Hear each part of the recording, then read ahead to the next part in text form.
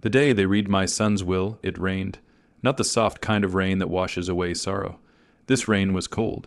Sharp, accusing, it struck the tall glass windows of the downtown law office, as if even the sky objected to what was about to happen inside.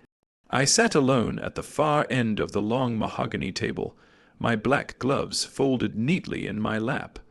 The room smelled of leather, paper, and something floral, Vanessa's perfume. Sweet, heavy, suffocating. My son was gone, Daniel Whitmore, 38 years old, founder of a multi-million-dollar tech empire, worth $70 million at the time of his death. The newspapers had called him a visionary. Investors called him brilliant. I called him my baby, and now I was sitting in a polished office, waiting to find out if I still had a place in his world, even in death. Across from me sat my daughter-in-law Vanessa. Her posture was perfect, her black dress tailored flawlessly. Diamonds rested against her throat like tiny trophies. She dabbed at dry eyes with a tissue she didn't need. She wasn't grieving, she was waiting. The lawyer, Mr. Cartwright, cleared his throat and adjusted his glasses. His voice carried that rehearsed sympathy professionals use when death becomes paperwork. Thank you all for coming. We are here to formally read the last will and testament of Daniel Whitmore. My fingers tightened around my handbag. Vanessa leaned slightly toward me. I felt her breath before I heard her voice. "You won't get anything out of the 70 million," she whispered, her lips barely moving. For a moment, I thought I had misheard. I turned to her slowly. "Excuse me." She smiled, small, sharp, venomous. "You heard me." My heart began to pound, not from anger, but disbelief. "I'm his mother," I said quietly.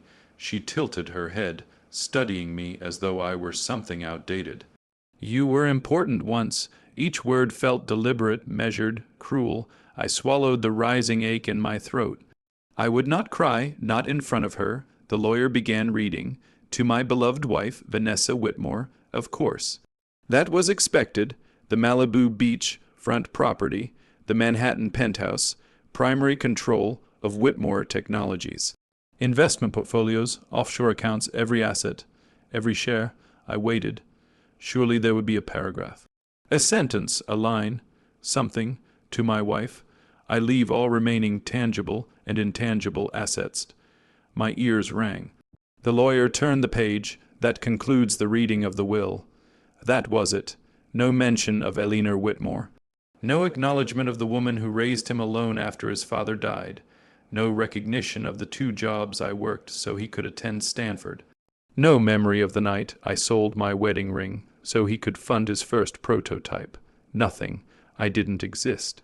The silence in the room felt like public humiliation, like being erased in front of witnesses. Vanessa exhaled slowly, leaning back in her chair as though a long, anticipated performance had concluded successfully. "Well," she said lightly, "I suppose that settles everything. I couldn't breathe. My son had called me every Sunday. He visited me 2 weeks before he died. He brought my favorite tulips. He kissed my forehead before leaving.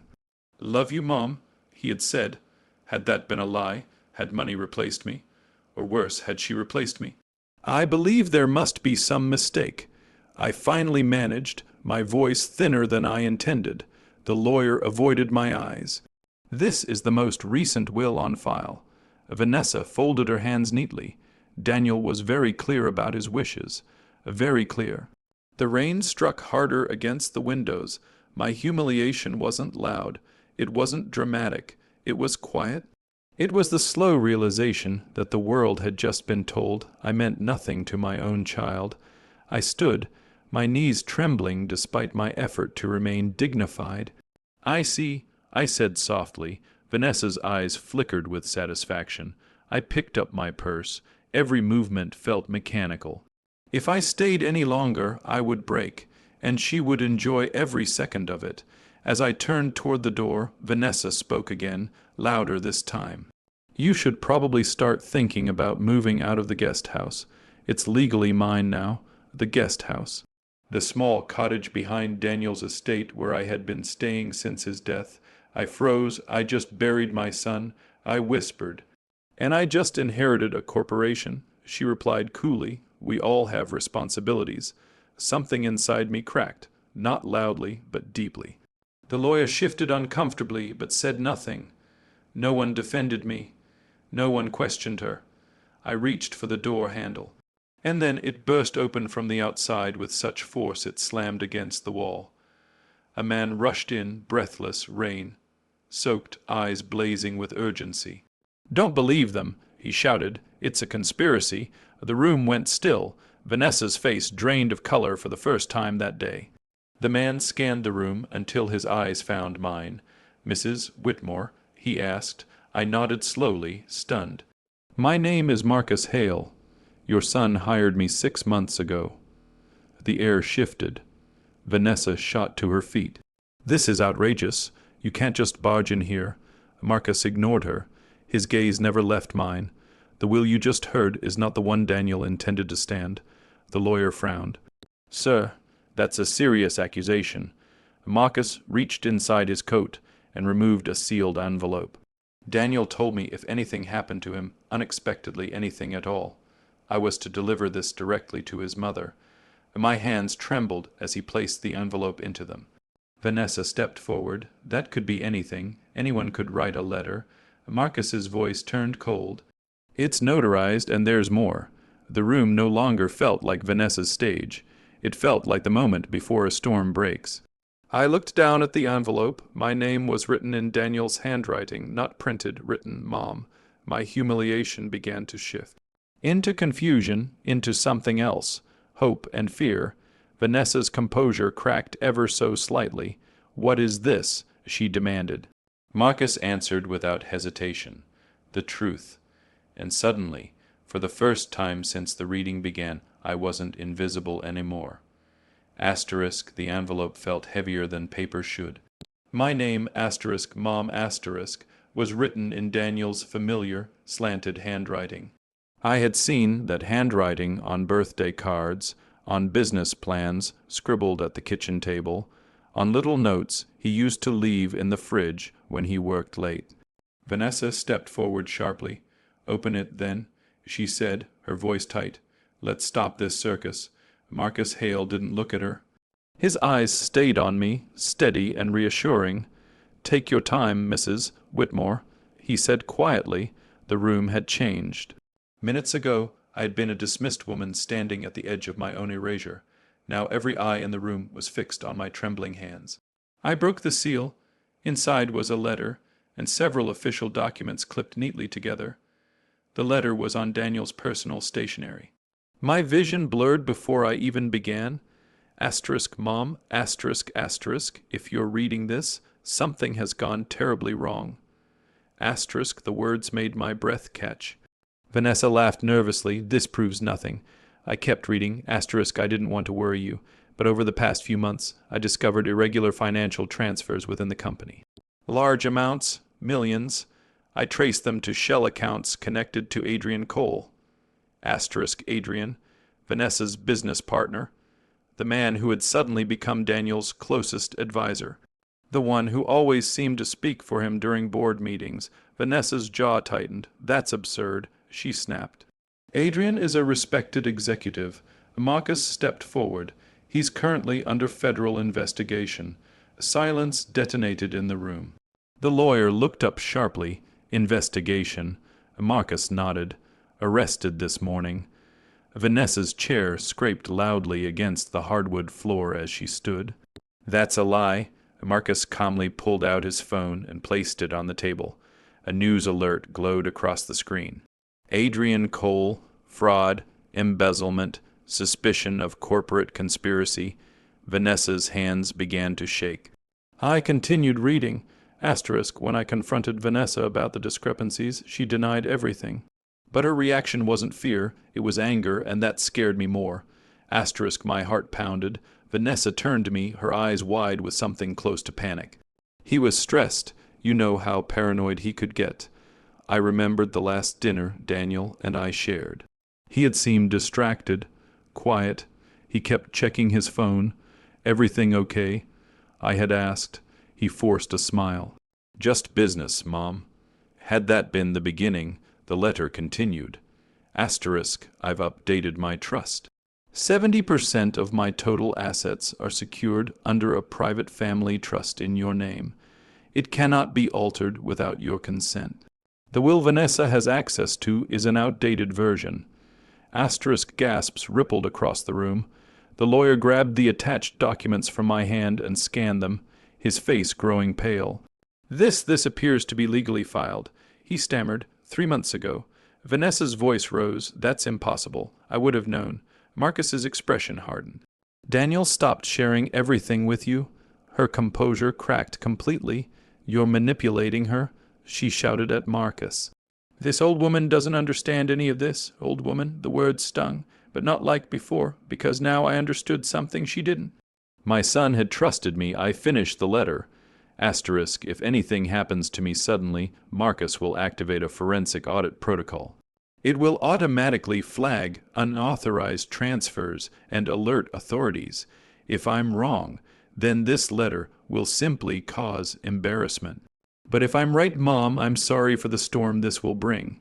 Asterisk, asterisk, I love you, I always have. Don't let anyone convince you otherwise. Asterisk, tears slid down my face, but they were no longer tears of humiliation.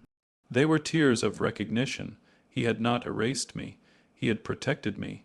Vanessa staggered back, as though the air had left her lungs. This is insanity, she whispered. Daniel loved me. Marcus's voice cut clean through the tension. Love doesn't blind intelligent men forever. The lawyer cleared his throat shakily. If this trust is valid, and it appears to be, it overrides the previously read will regarding the majority of assets. How much? I asked, barely recognizing my own voice. Approximately 40, $9 million under the trust. He replied. Vanessa's eyes darkened. That money belongs to me, she hissed. I built that company with him. Marcus shook his head. It shows 10 million siphoned into offshore entities tied directly to Adrian. Those transfers began shortly after Vanessa gained access to executive authorization codes. The accusation hung heavy. Vanessa's breathing grew uneven. You can't prove I knew about that. Marcus met her stare without blinking. Your digital signature appears on 3 of the authorization confirmations. The room fell into stunned silence. For the first time since Daniel's death, I saw fear, not arrogance, in her eyes. This is harassment. She whispered weakly. No, Marcus said evenly. This is accountability. A knock sounded at the door. 2 uniformed officers stepped inside. Vanessa's head snapped toward them. We have a warrant to seize electronic devices belonging to Mrs. Vanessa Whitmore, one officer stated calmly. Her face drained of color. You set me up, she breathed, looking at me. I stood straighter than I had all day. No, I replied softly. You underestimated my son. The officers approached her. This isn't over, she said as they took her phone. You think this makes you powerful. I held Daniel's letter against my chest. I never wanted power, I answered. I wanted the truth. As they escorted her out, her heels no longer echoed confidently. They stumbled. The rain outside had slowed. The storm was no longer in the sky. It was here. Marcus turned to me gently. There's more evidence coming. Financial records, brake tampering analysis on Daniel's car. My breath caught. Brake tampering, I whispered. Marcus nodded grimly. The accident may not have been an accident. The world tilted again, but this time not from humiliation. From clarity. Daniel had known. He had been preparing. And even in his final days, he had made sure of one thing: I would not be erased. The lawyer sat down slowly, still processing the shift in reality. Mrs. Whitmore, he said carefully, it appears your son anticipated betrayal. I looked down at the letter once more. He hadn't just anticipated it. He had outmaneuvered it. Vanessa thought the 70 million was her victory. But Daniel had turned it into evidence. And as I stood in that once hostile room, no longer dismissed, no longer invisible, I realized something profound. The humiliation had only been the first act. The truth was just beginning.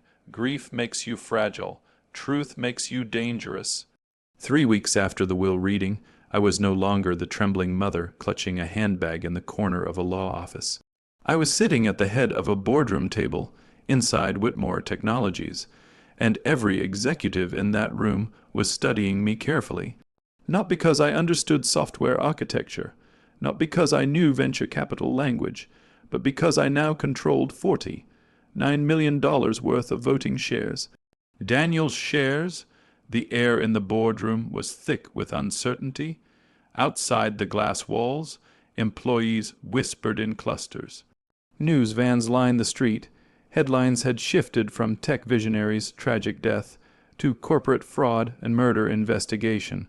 Vanessa had been formally charged with conspiracy and financial crimes. Adrian Cole was already negotiating a plea deal. But what the public didn't know yet was that Daniel had planned further ahead than anyone realized. Marcus sat beside me, calm and composed. Mrs. Whitmore, one board member, began carefully, with respect. This company is in crisis. Investors are nervous. We need stability. I agree. I said quietly. They blinked. Perhaps they expected hysteria or ignorance. Instead, I placed a thin leather folder on the table. Daniel's contingency plan. Marcus nodded for me to continue. My son anticipated internal betrayal. I said steadily, he created what he called a dead man's switch. If he died under suspicious circumstances, certain files would automatically be released to federal authorities, the board, and our largest investors. The room shifted. One executive leaned forward. Files containing what? Evidence, Marcus replied. Email correspondence, encrypted recordings, financial trails, including conversations implicating both Adrian Cole and Vanessa Whitmore. A shock rippled across the table. But that would destroy the company's stock, another protested. No, I said softly, it would destroy corruption. Silence. Daniel had understood something I was only now beginning to grasp. The greatest revenge isn't loud. It's strategic. Later that afternoon, Marcus and I met privately with federal investigators. They played an audio recording recovered from Daniel's secure server. Vanessa's voice filled the room. You worry too much, Daniel. Transfers like this happen all the time. Then Adrian's voice.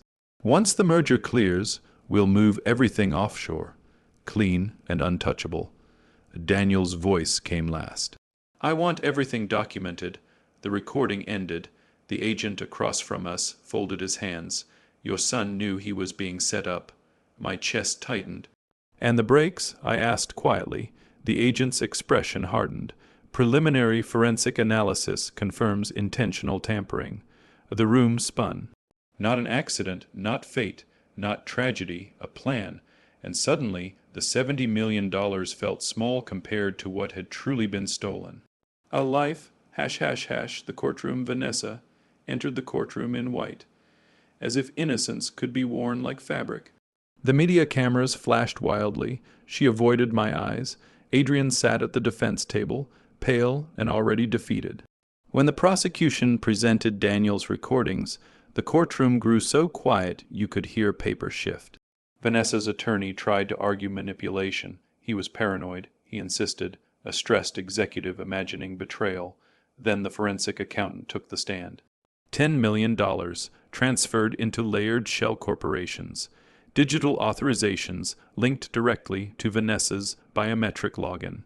Phone records placing her in contact with Adrian minutes before the brake failure. The trap had not been set by me. It had been set by Daniel, and it was closing. Vanessa finally looked at me during a recess. You think you've won, she whispered as we passed in the hallway. I studied her carefully. There was no remorse in her eyes, only resentment. You mistook love for weakness, I replied calmly. Her lip trembled. He was mine.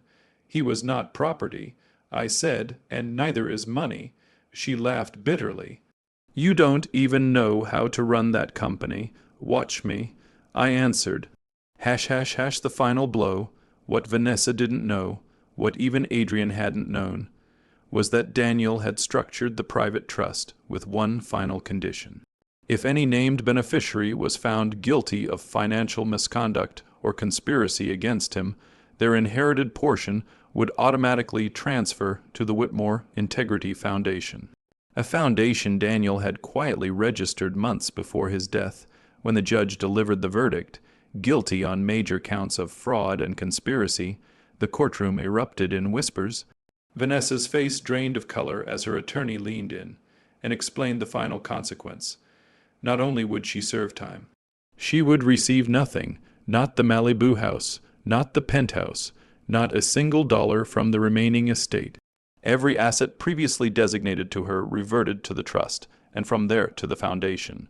She turned toward me, disbelief twisting her features. "You planned this," she breathed. I shook my head gently. "No," I said. "He did. Adrian was escorted out first, already broken. When they came for Vanessa, she resisted just long enough to make the cameras flash again. 'You'll regret this,' she shouted. I stood regret. I had known regret. Regret was not asking Daniel more questions when he seemed distracted. Regret was assuming love protected him from greed. But this was justice. As the doors closed behind her, Marcus leaned slightly toward me. "It's over," he said. I looked down at Daniel's letter, which I still carried in my purse. "No," I replied softly. "It's just turning." Because the real trap had never been about money. It had been about character. Vanessa believed $70 million was the prize. Daniel believed integrity was. And in the end, integrity was the only thing that survived. The stock market stabilized within weeks once the scandal cleared. Investors returned, praising transparency. Employees felt protected rather than betrayed. The company didn't collapse, it transformed, and so did I. The woman who had once sat silently at the end of a mahogany table now chaired meetings with steady hands. I didn't need revenge fueled by anger. I had something far more powerful, the truth, and the truth had turned the trap against those who built it. The day the final papers were signed, the sun was shining. It felt almost inappropriate. Justice, I had learned, does not arrive with thunder. It arrives quietly, in signatures, in sealed envelopes, in doors that close behind those who believed they would never face consequences. Vanessa Whitmore was sentenced to 12 years. Adrian Cole received 15, reduced for cooperation. The headlines eventually faded, the cameras disappeared, the world moved on to fresher scandals, but my world had been permanently rewritten. I stood alone in Daniel's office for the first time since his death. The room still carried the faint scent of his cologne and cedarwood furniture. His desk remained organized, as if he might return at any moment to finish what he started. On the wall behind it hung the framed mission statement of the company he built from nothing. Asterisk, integrity is not negotiable. Asterisk, I ran my fingers lightly over the engraved words. You really did think of everything, I whispered. Marcus stepped into the doorway quietly. The board approved the final restructuring. The Whitmore Integrity Foundation is officially operational. I nodded. The foundation now held the majority of Daniel's reclaimed assets. Scholarships had already been established for single parents building businesses. Grants were funding ethical tech initiatives. Legal aid was being provided to employees harmed by corporate fraud. Vanessa had wanted $70 million. Daniel had turned it into something untouchable, something permanent. That was his final move. That was his revenge and mine. Hash, the letter I never finished reading. There was one part of Daniel's letter I had not read aloud in the lawyer's office that first day. I had been too shaken. I took it from my purse now and unfolded the worn page. At the bottom, beneath his signature, he had written, Asterisk Mom, asterisk, asterisk, if this plan ever activates, it means someone close to me valued money more than loyalty. I need you to promise me something. Don't let bitterness consume you. Build something better with what I leave behind. Show them what strength looks like when it's rooted in love, not greed. Asterisk tears filled my eyes, but they no longer burned. They healed. He had known the truth would hurt me, but he had also trusted me to rise from it. Hash, the final encounter 6 months after the sentencing, I received a request. Vanessa wanted to see me. Marcus advised against it. It won't bring you peace, he warned, but I went anyway. The prison visitation room was sterile and colorless. Vanessa entered wearing a plain uniform, her hair tied back, her posture no longer poised for admiration. She looked smaller, not physically, spiritually. For a long moment, we simply stared at one another. "You look well," she said finally. "I sleep at night." I replied calmly, her jaw tightened. "They all think I'm a monster." I studied her carefully. "You tampered with my son's brakes." Her eyes flickered. "I didn't touch the car, but you knew," I said softly. Silence confirmed it. She looked down at her hands. It wasn't supposed to go that far. Adrian said it would just scare him, make him back off. I closed my eyes briefly. "Greed rarely believes it will become murder, but it did go that far," I said. She swallowed. "You took everything from me." The irony almost made me smile. "No," I answered gently. "You took everything from yourself." Her eyes filled with tears, real ones this time. "I loved him," she whispered. "Not more than you loved the money." I replied. The guard signaled that time was up. As I stood to leave, she spoke again. "Do you ever think about what it would feel like to have $70 million? I paused. I thought about the board meetings, the scholarship recipients, the employees who kept their jobs because the company survived, the parents who wrote letters thanking the foundation for giving their children a future, and I thought about Daniel's voice calling me every Sunday. "I don't have $70 million, I said quietly. "I have my son's legacy, and that was worth more than any inheritance." Hash, hash, hash, the true inheritance a year later. The Whitmore Integrity Foundation funded its 100th scholarship. At the ceremony, a young woman approached me. "My mom raised me alone," she said, smiling nervously. "This grant means I can launch my startup without drowning in debt." I felt Daniel in that moment, not in memory. In continuation, the audience applauded as I stepped to the podium. My son believed integrity was not negotiable. I began. He believed success meant nothing if it was built on betrayal. I paused, steady. This foundation exists because one man chose to protect the truth, even when it cost him everything. The applause grew louder, but inside I felt only peace. Hash, hash, hash, sweet justice, sweet revenge is not watching someone fall. It is rising higher than their betrayal could ever reach. Vanessa had once leaned toward me in a law office and whispered, "You won't get anything out of the 70 million. She was right. I didn't get the 70 million. I got control over how it would shape the world. I got vindication. I got truth, and most importantly, I got proof that my son never forgot me. Sometimes justice bursts into a room shouting, "It's a conspiracy." Sometimes it unfolds in courtrooms and contracts. But the sweetest justice of all is knowing that greed destroys itself and love endures.